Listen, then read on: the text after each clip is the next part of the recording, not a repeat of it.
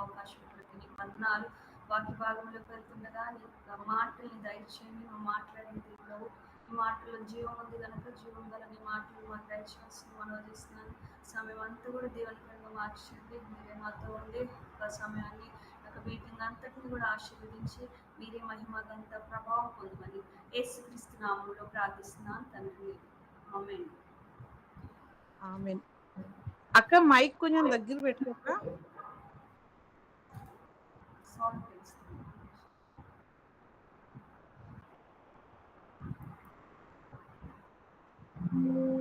ఇప్పుడు వినిపిస్తుందా? ఇప్పుడు ఓకే అక్క. సరే, మరి ఈ రోజు వాక్యంలోకి మనం వెళ్ళే ముందు ఒక వచనం చదువుకుందాం.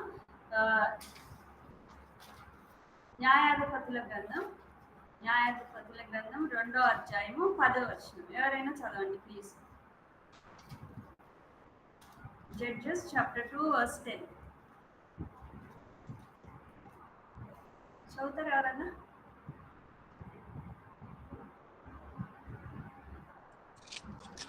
అక్క ఇంగ్లీష్ లో చదువునా? న్యాయాధిపతులు 2:10. అక్క ఇంగ్లీష్ లో చదువునా?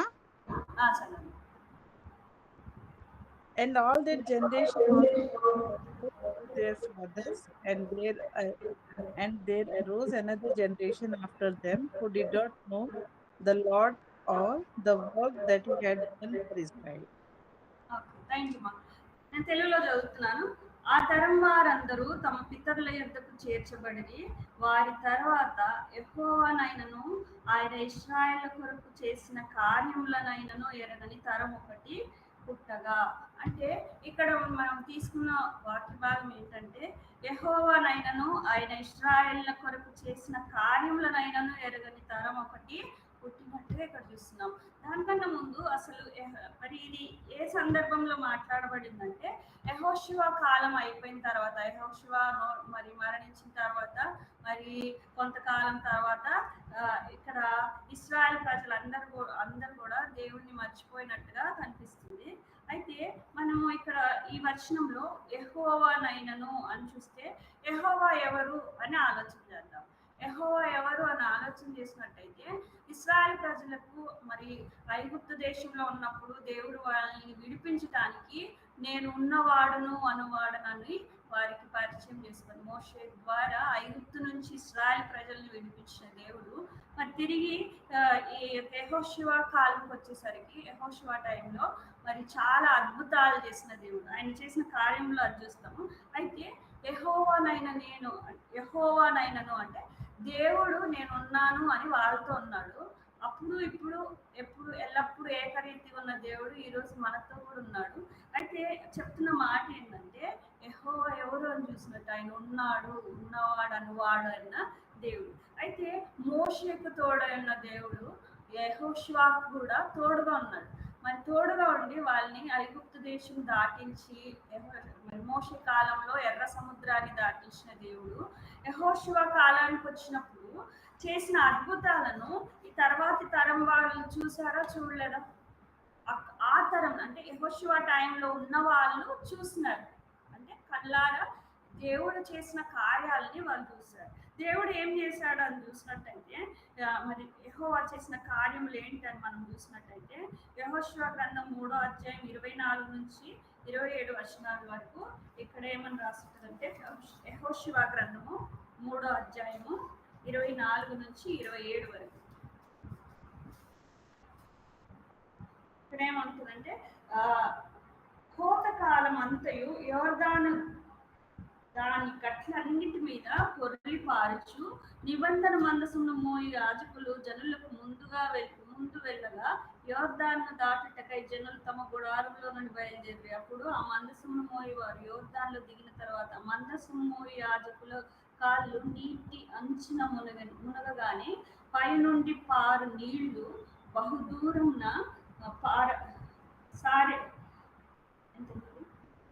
సారేతానొద్దునున్న అదామనుపురమునకు దగ్గర ఏకరాశిగా నిలిచెను.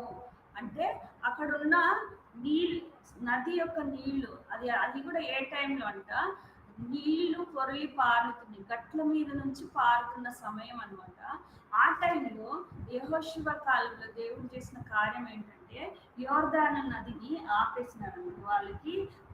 ఎట్లయితే మోషే కాలంలో ఎర్ర సముద్రాన్ని ఆపాడో, దాటడానికి సహాయం చేశాడో, అదే దేవుడు యెహోషువ టైంలో కూడా ఒక అద్భుతం చేస్తున్నట్టుగా మనం ఇక్కడ గమనించవచ్చు. మరి ఆరిన నేలగా చేసి ఈ 27 చివర్లో ఉంటుందా, యోర్దాను మధ్య ఆరిన నేలను స్థిరముగా నిలబడగలిగారు అనమాట. అట్లా దేవుడు చేస్తున్న అద్భుత కార్యములను ఇశ్రాయేల్ ప్రజలు చూస్తున్నట్టుగా మనం ఇక్కడ గమనించవచ్చు. ఇంకా ఏం చేశాడు దేవుడు వాళ్ళ మధ్య చేసిన కార్యములు ఏంటని చూసినట్టయితే యెహోషువ గ్రంథం 6వ అధ్యాయము 15-20 వచనాల్లో అక్కడ ఒక సంఘటన జరుగుతుంది. ఏంటి ఆ సంఘటన అంటే, మరి ఎరికో పట్టణాన్ని జయించడానికి వచ్చినారు. అయితే దేవుడు అద్భుత రీతిగా అక్కడ ఒక విషయం చెప్తున్నాడు. ఏంటంటే 6 రోజులు కూడా రోజు ఒక్కసారి ఎరికో చుట్టూ తిరగాలి. 7వ రోజు మాత్రము ఇక్కడ నేను చదువుతున్నాను. యెహోషువ గ్రంథం 6వ అధ్యాయము 15వ వచనంలో 16వ వచనంలో 15 నుంచి 7వ దినంన వారు ఉదయంన చీకటితోనే లేచి 7 మారులు ఆ ప్రకారంగానే పట్టణం చుట్టూ తిరిగి. ఆ దినము మాత్రమే వారు 7 మార్లు పట్టణం చుట్టూ తిరిగిరి. 7వ మారు యాజకులు బూరలు ఊదగా, మరి ఈ వచనాన్ని ఇక్కడ రాసి ఉంటుంది చూడండి, 20వ వచనం చదువుతున్నాను నేను. యాజకులు బూరలు ఊదగా ప్రజలు కేకలు వేసిరి. ఆ బూరల ధ్వని వినినప్పుడు ప్రజలు ఆర్భాటంగా కేకలు వేయగా ప్రాకారం కూలెను. ప్రజలందరూ తమ ఎదుటికి చక్కగా పట్టణ ప్రాకారం నెట్టి పట్టణమును పట్టుకుని. అంటే మరి అంత పెద్ద ఎరికో గోడలు ఏమైందంటే వీళ్ళు ఊదిన అంటే ఏం చేసినారంటే కేకలు వేసినప్పుడు పట్టణం చుట్టూ తిరిగి యాజకులు బూరలు ఊదినప్పుడు కేకలు వేయంగానే అంత పెద్ద గోడలు అన్నీ కూడా కూలిపోయినట్టుగా చూసారు. అది బయటికి కూలితే వీళ్ళ మీద పడుతుంది కానీ లోపలికి కూలినాయి అనమాట. అంటే వీళ్ళకి సేఫ్టీ దేవుడు ఇచ్చాడు. అయితే ఇవన్నీ అద్భుత కార్యములు యెహోషువ టైంలో ఉన్న జనులు అందరూ కూడా చూస్తున్నారు. ఆ తరం వాళ్ళు చూస్తున్న అద్భుత కార్యాలు ఇవి. దేవుడు ఎంత అద్భుత రీతిగా వాళ్ళని మరి నడిపిస్తున్నాడు, ఎట్లా సహాయం చేస్తున్నాడు, ఇవన్నీ కూడా వాళ్ళు గమనిస్తూ ఉన్నారు. ఇంకా ఏం అద్భుతం చేస్తున్నాడు అని చూసినట్టయితే యెహోషువ గ్రంథంలోనే 10వ అధ్యాయం 5వ వచనంలో అమ్మోరీయుల రాజులు వచ్చి 5 రాజులు మరి యెహోషువ మీద వస్తున్నట్టు, అంటే యుద్ధానికి వస్తారు. ఆ టైంలో కూడా దేవుడు సహాయం చేసినట్టుగా వాళ్ళకి విజయం ఇవ్వటానికి దేవుడు ఏ విధంగా సహాయం చేశాడో చూడగలుగుతాము.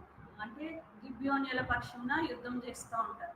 మరి ఇక్కడ 10వ అధ్యాయము 12 నుంచి 14వ వచనంలో ఇంకొక గొప్ప అద్భుతము, ఎప్పుడు ఏ కాలంలో జరగనటువంటి గొప్ప అద్భుతాన్ని ఇక్కడ చూడొచ్చు.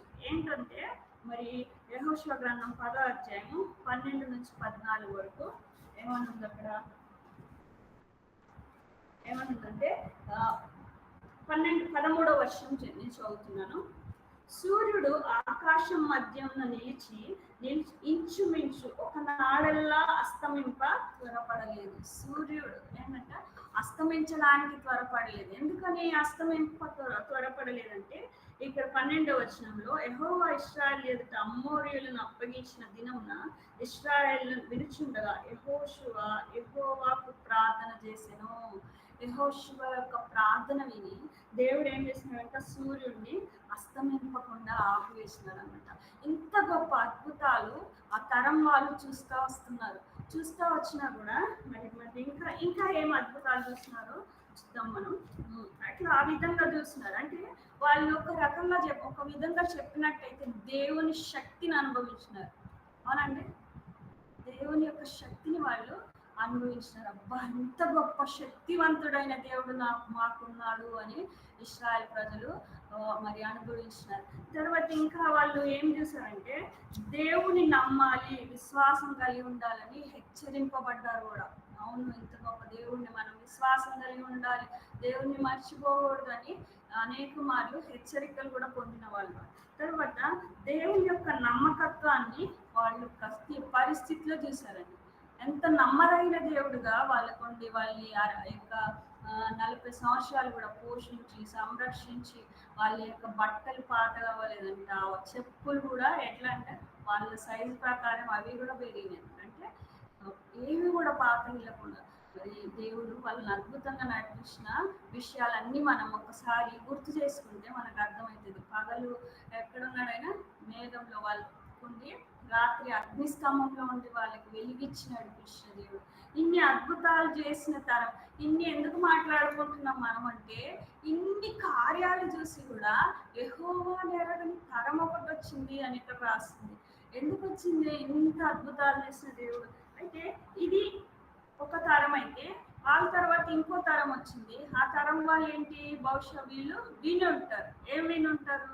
యెహోషువ కాలంలో చేసిన సంఘటనలన్నీ కూడా, దేవుడు చేసిన శక్తివంతమైన కార్యములన్నీ కూడా, ఆశ్చర్య కార్యాలన్నీ కూడా వాళ్ళు విని ఉంటారు. అయితే వినటం మట్టుకు విన్నారు. ఏం విన్నారు అంటే ఎట్లా వినుంటారు? వాళ్ళు నదిలో నుంచి దాటి వచ్చినప్పుడు రాళ్ళు తీసుకొచ్చి అక్కడ పెడతారు. మరి అట్లా అంటే ఈ యొక్క సూర్యుడు ఆపబడటం ఇవన్నీ కూడా విని ఉండొచ్చు. అట్లా వాళ్ళన్నీ కూడా తెలుసుకున్న వాళ్ళు, విన్నవారు. అయితే దేవుని శక్తిని అనుభవించిన వాళ్ళు కాదు. వాళ్ళు డైరెక్ట్ గా అంటే యెహోషువ తరం వాళ్ళు అనుభవించినట్టుగా వీళ్ళు దేవుని శక్తిని డైరెక్ట్ గా అనుభవించలేదు. కానీ వాళ్ళు ఏం చేశారు? విన్నట్టుగా మనం గమనించవచ్చు. అయితే మరి విన్న మట్టుకు విన్నారు. మరి ఏం జరిగింది తర్వాత అందిస్తే, ఆల్రెడీ దేవుడు వాళ్ళకి ఇచ్చిన ఆశీర్వాదాలన్నీ కూడా ఈ తరం వాళ్ళు అనుభవిస్తున్నట్టుగా మనం చూడొచ్చు. ఏం అనుభవిస్తున్నారు వాళ్ళు దేవుడు ఇచ్చిన ఆశీర్వాదాలంటే, వాళ్ళు నాటని వాళ్ళు ఏం ఇస్తున్నారంట? తింటున్నారంట. మరి వాళ్ళు కట్టని పట్టణాల్లో వాళ్ళు నివసిస్తున్నారంట. అట్లాగా దేవుడు వాళ్ళకి ఆశీర్వాదం ఇచ్చినప్పుడు వీళ్ళు ఏం చేస్తున్నారంటే, ఈ తరం వాళ్ళు దేవుణ్ణి పక్కన పెట్టి దేవుని యొక్క ఆశీర్వాదాలను అనుభవించటంలో బిజీ అయిపోయినారు అనమాట. మరి వారికి ఇచ్చిన వాటిని చూస్తూ మరి ఇచ్చిన వారిని మర్చిపోయినారు. అలాంటి స్థితిలో ఎవరున్నారు? ఒక తరం వారు ఉన్నారు. మరి బహుశా వీళ్ళకి చెప్పినా వినలేదా అంటే, మళ్ళీ ఇంకేమని రాస్తుంటదంటే, ఈ యొక్క అధ్యాయంలో న్యాయాధిపతులు 2వ అధ్యాయం 10వ వచనం మళ్ళీ ఒకసారి మనం చదివినట్టయితే, అలా చదువుదామండి. 2:10 న్యాయాధిపతులు 2:10లో, ఆ తరం వారందరూ తమ పితరుల యొద్దకు చేర్చబడి, వారి తర్వాత యెహోవానైనను ఆయన ఇశ్రాయేలు కొరకు చేసిన కార్యములైనను ఎరగని తరం ఒకటి పుట్టగా, వాళ్ళలో ఒక తరం పుట్టింది. ఏంటో తరం అంటే, యెహోవానైనను యెహోవా చేసిన కార్యములనైనను ఎరగని తరం ఒకటి పుట్టింది. ఇంత గొప్ప కార్యాలు జరిగినప్పుడు యెహోవాని ఎరగని తరం ఎందుకు వచ్చింది అంటే, వాళ్ళు ఏం మిస్టేక్ అయి ఉంటారు చెప్తారు ఎవరైనా? జస్ట్ మనం అనుకుందాం, అసలు ఎందుకు వాళ్ళు మర్చిపోయినారు దేవుని? యెహోవాని ఎరగని తరం ఎందుకు వచ్చింది అనుకుంటున్నారు మీరు? ఎవరైనా షేర్ చేస్తారా? ఏదైనా మీకు తోచిన మాట.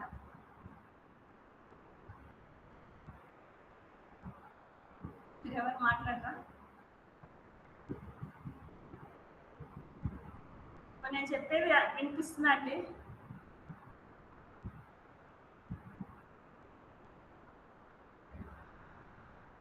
హలో, వినిపిస్తుంది అక్క, వినిపిస్తుంది. సరే. మరి ఎందుకంటే బహుశా మనం చూడొచ్చు, వీళ్ళు చెప్పడంలో ఫెయిల్ అయి ఉంటారు. ఎవరు? ఇశ్రాయేలు పెద్దలు వాళ్ళ కుమారులకు నేర్పించడము మిస్ అయి ఉంటారు. అయితే మనం ఏం ఆలోచించవచ్చు అంటే, దేవుడు చేసిన కార్యాలు అనుభవించిన వాళ్ళు ఉన్నారు, వాళ్ళ గురించి కొంతవరకు విన్న వాళ్ళు ఉన్నారు. ఇంకో తరం వచ్చేసరికి వాళ్ళు భవిష్యత్తు అంతగా ఆ యొక్క అనుభవము లేకపోతే వినటంలో కూడా అంత ఏం లేదు. వాళ్ళలో నెగ్లిజెన్స్ వచ్చేసినట్టుగా మనం చూస్తాం. ఓహో అవునా, ఆహా నిజమేనా, ఇది జరిగి ఉంటుందా అని అనుకోని ఉండొచ్చు బహుశా. అలాంటి తరంలో మరి దేవుని కార్యములను కూడా లెక్క చేయని పరిస్థితి వచ్చిందనమాట. ఇంతకీ దేవుణ్ణి ఎరగకపోవడం అంటే ఏంటి? దేవుణ్ణి ఎరగకపోవటం అంటే ఏంటో మనం ఇప్పుడు చూద్దామండి. దేవుణ్ణి ఎరగకపోవటం అంటే ఒక వచనం చూద్దాం మనం. మొదటి సమూయేలు గ్రంథం 2వ అధ్యాయము 12వ వచనం. మొదటి సమూయేలు గ్రంథం 2:12. ఇక్కడ ఏమని వస్తుందంటే, ఏలి కుమారులు యెహోవాను ఎరగని వారై మిక్కిలి దుర్మార్గులై ఉండిరి. ఏలి కుమారులు యెహోవాను ఎరగని వారు అంటే ఏంటి? ఏలి యాజకుడు కదా, మరి యాజకుడు చేస్తున్న పనులు వీళ్ళు చూస్తా ఉన్నారు కదా, మరి మందిర ఆవరణము ఆ పరిస్థితులు అన్ని కూడా తెలిసిన వాళ్ళు మరి ఎందుకు ఎరగని వారు అని ఉన్నదంటే, వాళ్ళు దేవునిగా వాళ్ళు ఏం చేయట్లేదు, ప్రేమించారు. అయితే ఇక్కడ 3:13లో ఒక మాట రాసి చదువుదాం. అది మొదటి సమూయేలు గ్రంథము 3వ అధ్యాయము 13వ వచనంలో 12 నుంచి చదువుతున్నాను. ఆ దినమున ఏలి యొక్క ఇంటి వారిని గురించి నేను చెప్పినదంతయు వారి మీదికి రప్పింతును, దాన్ని చేయ మొదలుపెట్టి దాన్ని ముగింతును. తన కుమారులు తమ్మును తాము శాపగ్రస్తులుగా చేసుకొనుచున్నారని తానెరిగి వారిని అడ్డగింపలేదు గనక అతని ఇంటికి నిత్యమైన శిక్ష విధింతునని నేను అతనికి తెలియజేయుచున్నాను అంటాడు. అంత భయంకరమైన మాట. నాకు ఇది చదివినప్పుడు చాలా భయం వేస్తుంది అనమాట. ఎందుకంటే యాజకుడు అయ్యండి ఆయన తన కుమారులకు మామూలుగా ముందు వచనాల్లో చూస్తే ఇది తప్పని చెప్పినట్టు అనిపిస్తుంది, కానీ ఇక్కడ దేవుడు ఏమంటున్నాడు, తన కుమారులు తమ్మును తాము శాపగ్రస్తులుగా చేసుకొనిచున్నారని తాను ఎరిగి వారిని అడ్డగించినందుకు ఎంత శిక్ష వారి మీదకి వస్తుంది. వాళ్ళు దేవుణ్ణి ఎరిగిన వాళ్ళే, అంటే దేవుణ్ణి ఎరిగి కూడా ఎరగని స్థితిలో ఉన్నారనమాట. అంటే దేవునిగా నమ్మక, దేవుడు అంటే భయం లేని స్థితిలో వాళ్ళు చేసిన పనులను బట్టి మనం ఇంకా ఈ 2వ అధ్యాయం చదువుతా ఉంటే వాళ్ళు చేసిన భయంకరమైన పనులన్నీ కూడా కనిపిస్తాయి. ఏం చేశారు వాళ్ళు? ఏలి కుమారులు దుర్మార్గులని ఎందుకు రాయబడిందంటే, జనుల విషయమై యాజకులు చేయించి వచ్చిన పని ఏమనగా, ఎవడైనను బలి పశువును వధించిన మీదట మాంసం ఉడకకుండగా యాజకుని పనివాడు 3 ముళ్ళు గల కొంకిని తీసుకుని వచ్చి బొరుసులో గాని తపేలాలో గాని కుండలో గాని అది గుచ్చినప్పుడు ఆ కుంకి చేత బయటకు వచ్చినదంతయు యాజకుడు తన కొరకు తీసుకొనును. అయితే యాజకుడు తీసుకోవాల్సిందంతా కూడా ఈ యొక్క ఏలి కుమారులు తీసుకున్నట్టు, అంతేకాకుండా అక్కడ వచ్చిన స్త్రీలని వాళ్ళు అవమానించినట్టు కూడా మనం ఈ అధ్యాయంలో చూస్తాం అన్నమాట.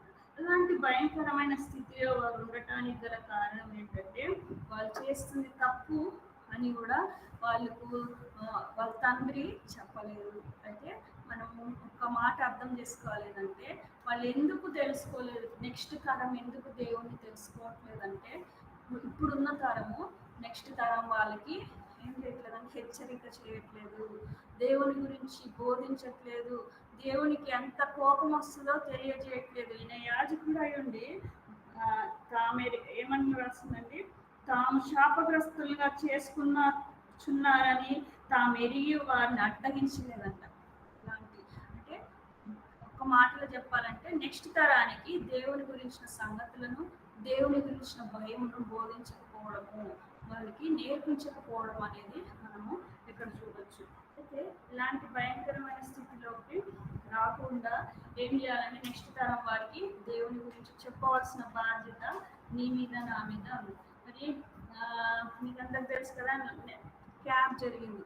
అయితే పిల్లలు క్రిస్టియన్ బ్యాక్గ్రౌండ్ నుంచి వచ్చిన వాళ్ళే, అంటే వాళ్ళ కుటుంబాలు క్రైస్తవ కుటుంబాలే, కానీ వాళ్ళకి కనీసం దేవుని మందిరంలో మౌనంగా ఉండాలన్న విషయం కూడా తెలియదు అనమాట.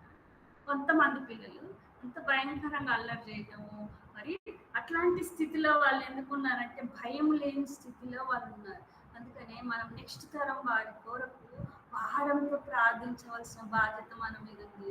వాళ్ళకు దేవుని గురించిన మాటల్ని చెప్పవలసిన బాధ్యత మన మీద ఉంది. మన పిల్లలు మాత్రమే కాదు, ఇతర పిల్లలు మరి ఇంకా నెక్స్ట్ తరం మరి మన జనరేషన్స్ బాగుండాలంటే మన తరాలు బాగుండాలంటే మనం మాదిరిగా ఉంటూ ఇతరులకు బోధించవలసిన బాధ్యత నీ మీద నా మీద ఉందని ఈ దినం దేవుడు మనల్ని హెచ్చరిస్తున్నాడు. అయితే ఇంకా కొంచెం వాక్యం చూసినట్టయితే దినవృత్తాంతాల గ్రంథం మొదటి దినవృత్తాంతాలు 28వ అధ్యాయం 9వ వచనంలో, మొదటి దినవృత్తాంతాలు 28వ అధ్యాయము 9వ వచనం.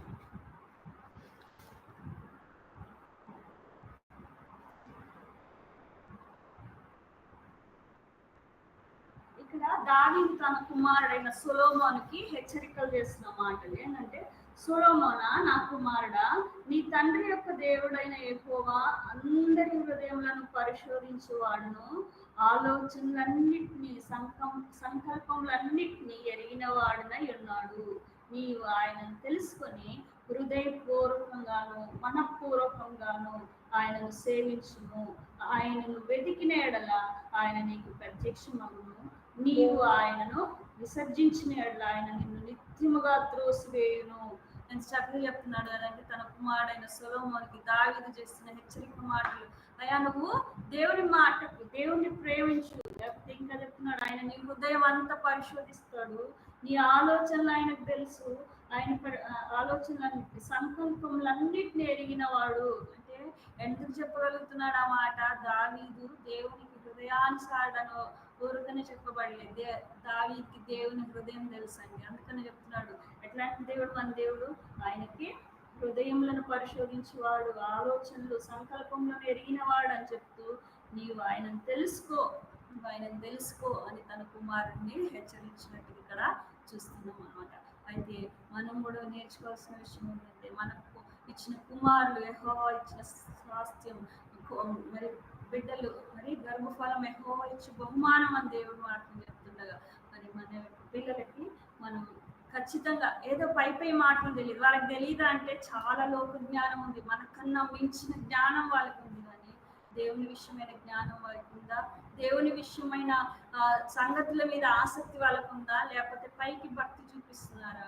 మనమే గ్రహించుకొని మన బిడ్డల విషయమే మనం హెచ్చరించవలసిన బాధ్యత మన మీద. ఇక్కడ చూసినట్టయితే దావీదు చక్కగా చెప్తున్నాడు సొలొమోనుకు, నువ్వు ఆయనను మనపూర్వకంగా ఆయనను సేవించుము, ఆయనను వెతికిన ఎడల ఆయన నీకు ప్రత్యక్షం అవుతాడు కదా. దేవుని వెతుకుమని సొలొమోను రాస్తూ దావీదు సొలొమోనుతో చెప్తున్నట్టుగా ఇక్కడ చూస్తున్నాం అన్నమాట. నీవు ఇంకా చెప్తున్నాడు కదా, నీవు ఆయనను విసర్జించిన ఎడల ఆయన నిన్ను నిత్యముగా త్రోసివేయును. వచ్చే శిక్షణ గురించి కూడా చెప్తున్నాడు కదా. మనము వట్టి ఆశీర్వాదాలే కాదు, దేవునికి కోపం వస్తే ఏం చేస్తాడో కూడా చెప్పవాలి. ఇక్కడ చెప్తున్నాడు, ఇదిగో ఆయన నేను నిత్యముగా త్రోసివేయను, ఒకవేళ నువ్వు ఆయన విసర్జిస్తే మరి త్రోసివేస్తానన్న విషయాన్ని కూడా ఇక్కడ తెలియజేస్తున్నట్టు మనం చూస్తాం అన్నమాట. అయితే మరి మనం చేయాల్సిన పనులు ఏంటో మనకు దేవుడు గుర్తు చేసినప్పుడు మనం చేయాల్సిన పనులు మనం చేయవలసిన వాడు ఉంటున్నాం. ఇంకొక మాట చూద్దాము, నిజంగా దేవుడిని ఎరగకపోవడము ఏంటి అసలు ఇవన్నీ అని ఒకసారి ఆలోచన చేస్తే గలతీ పత్రిక 4వ అధ్యాయం 8వ వచనం చూద్దాం. గలతీ పత్రిక 4:8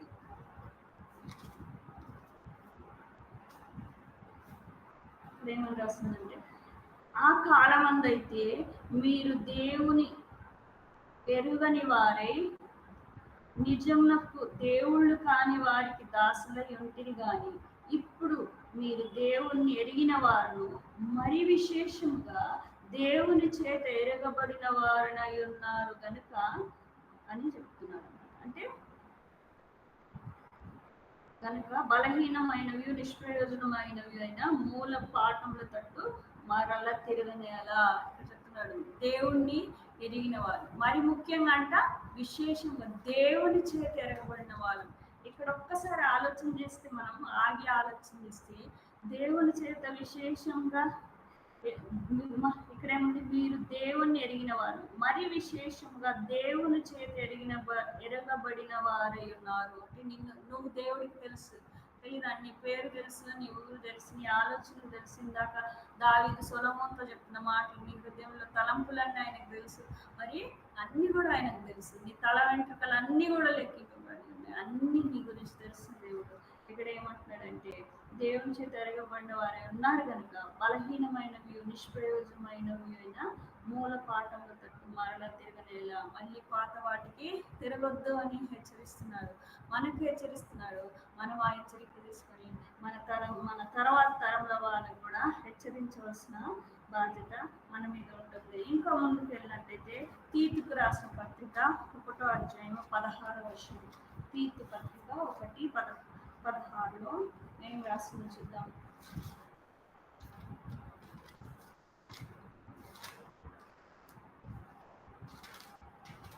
1:16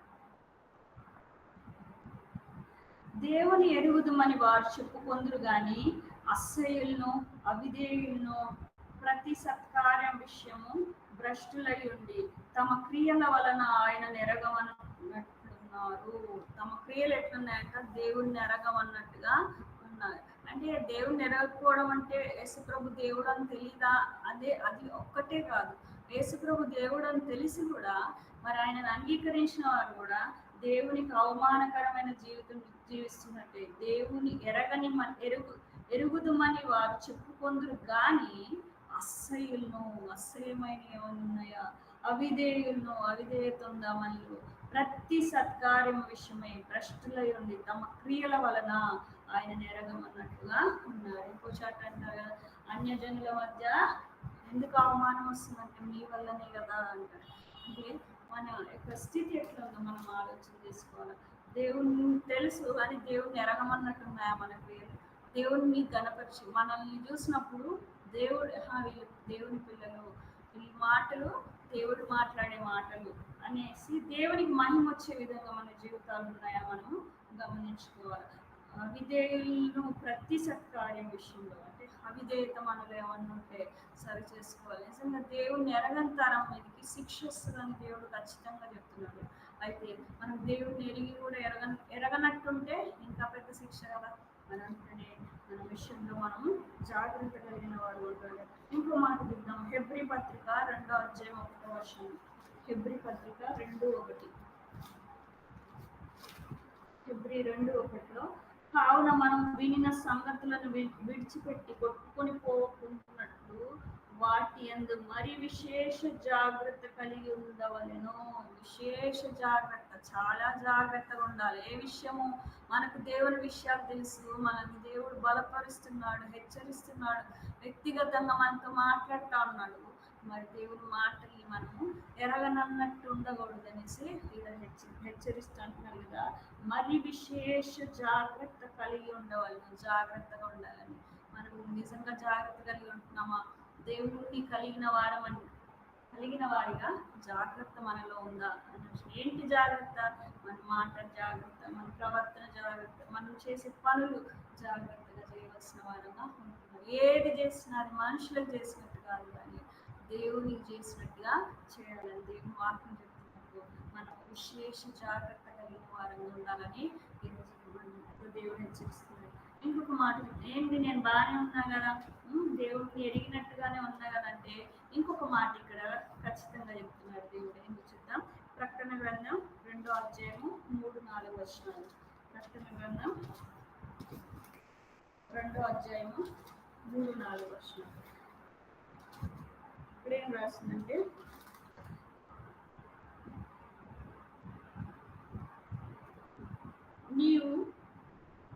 నీవు సహనం కలిగి నా నామం నిమిత్తం భారం భరించి అలయలేదని నేను ఎరుగుదును. అయినను మొదట నీకుండిన ప్రేమను నీవు మరిచితివని నేను నీ మీద తప్పు ఒకటి మోపవలసి ఉన్నది. అనుకున్నావు కదా, నేను దేవుని ఎరిగిన దాన్నే, దేవుని కోసం బాగానే జీవిస్తున్నాను అనుకుంటే ఈరోజు దేవుడు ఇంకొక మాట అంటాడు. ఏమంటే, మొదట నీకుండిన ప్రేమ. మొదట ఎప్పుడు? నువ్వు రక్షింపబడిన రోజున నువ్వు ఏ విధంగా దేవుని ప్రేమించావో ఆ మొదటి ప్రేమ ఇప్పుడు వరకు నీలో ఉందా అనేసి మనం పరీక్షించుకోవాలి. దేవుని ఎరిగిన వారం అని చెప్పి ఆయనను ప్రేమించకపోతే మనం అబద్ధికులం అవుతాం. కాబట్టి ప్రభువా, నేను కూడా నేను ఎరిగిన దాని ఉండాలని కోరుకుంటున్నానని మనం దేవునితో మనం తీసుకోవాలి. మొదటి ప్రేమ చల్లారిపోకుండా అట్టి ప్రేమ కలిగి ముందుకు సాగాలని దేవుడు కోరుకుంటున్నాడు. ఇంకొక వర్షం చూద్దాం. రోమపత్రిక 2 అధ్యాయం 4 వ వచనం. రోమపత్రిక 2:4.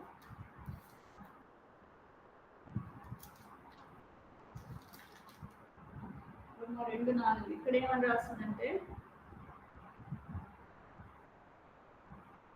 దేవుని అనుగ్రహము మారు మనసు పొందుటకు నిన్ను ప్రేరేపించుచున్నదని ఎరగక ఆయన అనుగ్రహైశ్వర్యమును సహనమును శాంతమును ధృవీకరించుడువా. దేవుడు ఎన్నిసార్లు హెచ్చరిస్తూ ఉంటాడు. ఏం హెచ్చరిస్తుంటాడు? ఏ విషయమైనా సరే నిన్ను మరి మారు మనసు పొందమని. అంటే నేను రక్షణ విషయం మాట్లాడట్లేదు, కానీ మరి రక్షణ పొందిన వారు ఏ విషయంలో మారవలసిందో, ఏ విషయంలో సరి చేసుకోవాల్సిందో ఆ విషయాలు దేవుడు ఈరోజు హెచ్చరిస్తే మనము ప్రేరేపిస్తున్నప్పుడు ఆయన యొక్క అనుగ్రహైశ్వర్యమును సహనమును దీర్ఘశాంతమును తృణీకరిస్తావా? తృణీకరించే వారు ఉండొద్దు. ఆయన నెరగమన్న వారిగా ఉండకూడదు. కానీ నేను దేవుడిని ఎరిగిన దానను, దేవుడు నన్ను మారుస్తానికి నేను ఒప్పుకుంటున్నాను. దేవుడు ప్రతి అంటే మనల్ని ఆయనకి ఇష్టంగా చేయడానికి నేను ఒప్పుకుంటున్నా. ఆ విధంగానే మనం ఉండాలని ఈరోజు మనం నేర్చుకునే విషయం అండి. దేవుడు నెరగని తరం ఉంది. ఆ తరానికి మనం అట్లాగే వదిలిపెట్టదు. నా బాధ్యత ఏంటంటే వారికి సువార్త అందించేవాడిగా మన జీవితాలు మాదిరిగా పెట్టుకొని నెక్స్ట్ తరానికి దీవెనకరంగా ఉండాలని ఈరోజు దేవుడు మనతో మాట్లాడుతున్నాడు. కాబట్టి ఒకసారి మనము ఈ యొక్క వర్షం తీసుకొని ప్రార్థన చేసుకుందాం. మొదటి సమయాల గ్రంథం 3 అధ్యాయం 13 వచనమే నాకు మరి దేవుడు అంటే సమయాలు మొదటి గ్రంథం 3 అధ్యాయం 13 వచనము. తన కుమారులు తమను తాము శాపగ్రస్తులుగా చేసుకున్నారని తాను ఎరిగి వారిని అడ్డగింపలేదు గనక అతని నిత్యమైన శిక్ష విధించునని నేను అతనికి తెలియజేయుచున్నాను. అడ్డగించలేదంట. మనం అట్లా మనం మన విషయాల్లో అడ్డగించకుండా ఉంటున్నామా పరీక్షించుకోవాలి. అయితే మరి దేవుడు నెరగంతరం వారికి అది ఇంకా అంతేనా వాళ్ళ పరిస్థితి అని మనం అది నా వల్ల కాదులే దేవుడు చూసుకుంటాడులే అని దేవుడు ఎట్లయినా చూసుకుంటాడు. కానీ నా బాధ్యత ఏంటంటే నెక్స్ట్ తరం వారి కోసం కూడా మనం ప్రార్థన చేయాలి, మాదిరిగా ఉండాలి. మరి దేవుడు నెరగని తరం ఒకటి వస్తుంది వచ్చింది ఆల్రెడీ. అయితే వాళ్ళందరి కోసం ప్రార్థించవలసిన బాధ్యత నీ మీద నా మీద ఉంది. కాబట్టి మళ్ళీ మనం 3వ వచనానికి వద్దామంటే ఒకసారి న్యాయాధిపతులు 2 అధ్యాయం 10 వచనంలో ఆ తరం వారందరూ తమ పితరుల యొద్దకు చేర్చబడి వారి తర్వాత యెహోవానైనను ఆయన ఇశ్రాయేలు కొరకు చేసిన కార్యములైనను ఎరగని తరం ఒకటి పుట్టగా. యెహోవా కార్యములు మన కుటుంబాల్లో మనము ఇతరుల గురించి కాదు, కానీ ఒక్కసారి నీ కుటుంబంలో నీ తరం వాళ్ళ కొరకు ఆలోచించే. ఈ తరం వాళ్ళు దేవుని ఎరగని వారు ఉండాలా? ఈ తరంలో నిన్ను రక్షించుకున్నాడు కదా దేవుడు. ఈ తరంలో నిన్ను ఆయనకు సాక్షిగా నిలబెట్టాడు కదా. మరి నీ తరం వారికి ఆశీర్వాదకరంగా ఉంటావా? మరి ఒక్కరు దేవుని కోసం నిలబడితే దేవుడు తరతరాలను ఆశీర్వదించే దేవుడుగా ఉన్నాడు. ఆ ఒక్కరివి నువ్వే ఎందుకు అవ్వకూడదు? ఈరోజు ప్రభా నా తరాలు ఎవ్వరు కూడా నశించిపోకుండా కాపాడు. నిన్నెరగని స్థితి మాకు వద్దయ్యా అని చెప్పేసి దేవుని అడుగుతామండి. అవును, మరి నిన్నెరగని తరం ఆల్రెడీ వచ్చేసింది ప్రభా. మా తరాల్లో మా కుటుంబాల్లో ఎవరు అలాంటి స్థితిలో ఉండకుండా నువ్వే సహాయం చేయని దేవుని అడుగుతాం. ఎవరైనా ఒకరు ప్రార్థన చేస్తారా?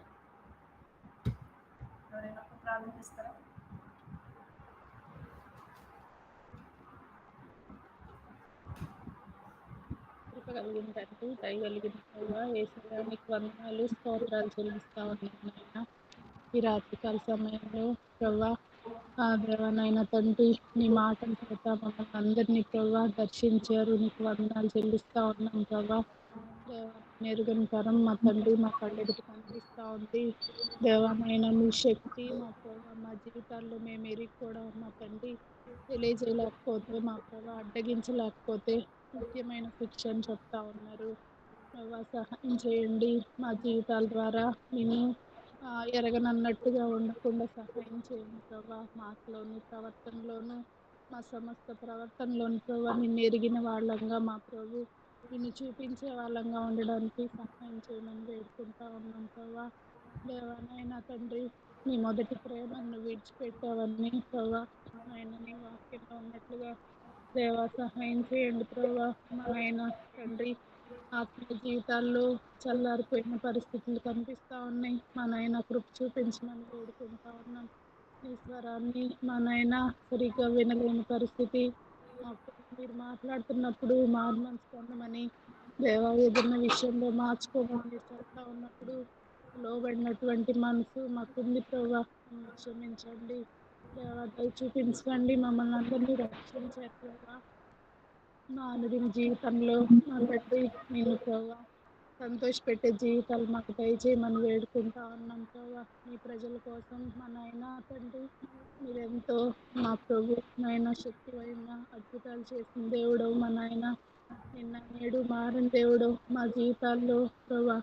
నీ శక్తిని మేము ఎరిగి మా నాయన జీవించడానికి మా కుటుంబాల్లో, మా సంఘాల్లో, మా నాయన మా చుట్టుపక్కల అనేకులకు ప్రభావ నిన్ను తెలియజేయడానికి మమ్మల్ని బలపరచమని వేడుకుంటా ఉన్నాం.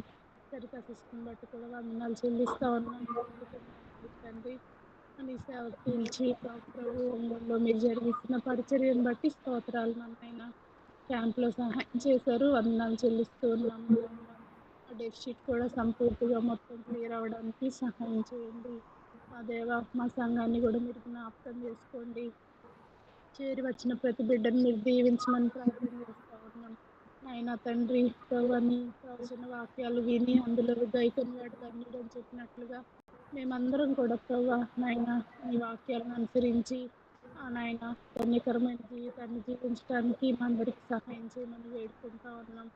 ఆయన క్లైమేట్ కండిషన్స్ వల్ల మా ప్రభు అనారోగ్యంలో ఉన్న బిడ్డలు ఎవరైనా ఉంటే స్వస్థపరచండి ప్రభా. అరుణ్ కూడా సంపూర్తి ఆరోగ్యాన్ని దయచేయండి మా నాయన తండ్రి. ఆ, రంజిత్ కోసం ప్రార్థన చేస్తా ఉన్నాం తండ్రి. బిడ్డకు కూడా మంచి ఆరోగ్యాన్ని దయచేయండి. నిజమైనటువంటి మారు మనసు మీరు అనుగ్రహించమని వేడుకుంటా ఉన్నాం ప్రభా. మా సంఘంలో ప్రతి కుటుంబాన్ని కూడా మీ చేతులకు అప్పగించుకుంటూ ఈ రాత్రి నాయన మీరు మాకు అనుగ్రహించిన ఈ సమయాన్ని బట్టి కూడా మీకు వందనాలు స్తోత్రాలు చెల్లించుకుంటూ ఈ కొద్ది విన్నపములు యేసుక్రీస్తు వారి అతి పరిశుద్ధమైన నామమున స్తుతించి ప్రార్థించి అడిగి వేడుకుంటున్నాను తండ్రి. ఆమేన్. Amen. ఆమెన్. ఆమెన్.